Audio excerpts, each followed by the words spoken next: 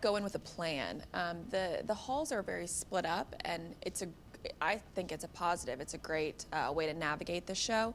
But I would say kind of have a plan of what hall you want to do on which day. I think getting the most out of ISE is talking to as many people as you can.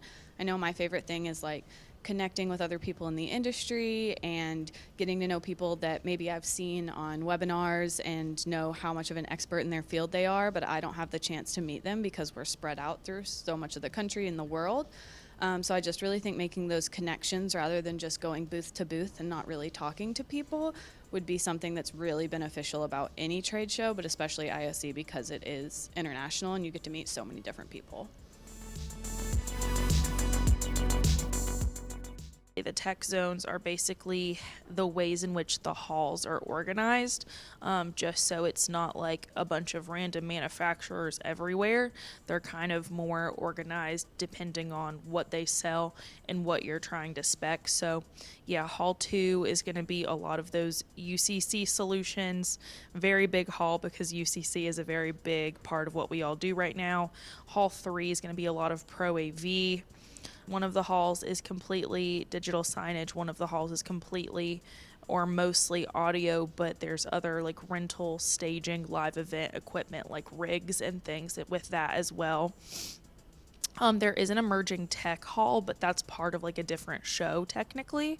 And then there's going to be like a Congress Square that's not necessarily a hall. It's kind of in its own like liminal space as well.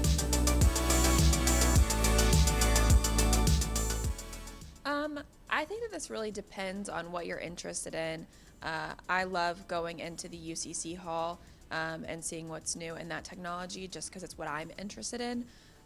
But I definitely think that you should take a look into the Pro AV hall. That's kind of where you see those new trends taking hold, and they have great content on their displays.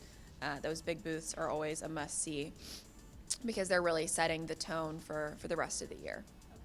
Another one that I would say not to miss is audio, because even though that's a smaller hall, don't skip it because there are a few small companies that you may not have heard of, but they have great stuff. So if you've ever been to Amsterdam, back when ISE was there, you know how confusing the halls are. So Barcelona is a breath of fresh air when it comes to the different halls. You just go up the escalator and you walk down one way or the other to get to the hall. There's plenty of signage to tell you which halls have which booths there, what the theme of the hall is, like in terms of the vertical, but it's really easy to navigate. There's kind of like a catwalk where you can look and go down into the halls as you see. I just think that's a little bit faster than like running on the floor from Hall 2 to Hall 3. Like I think going up and like over is a little bit faster. I think that it can be intimidating if you've never been abroad.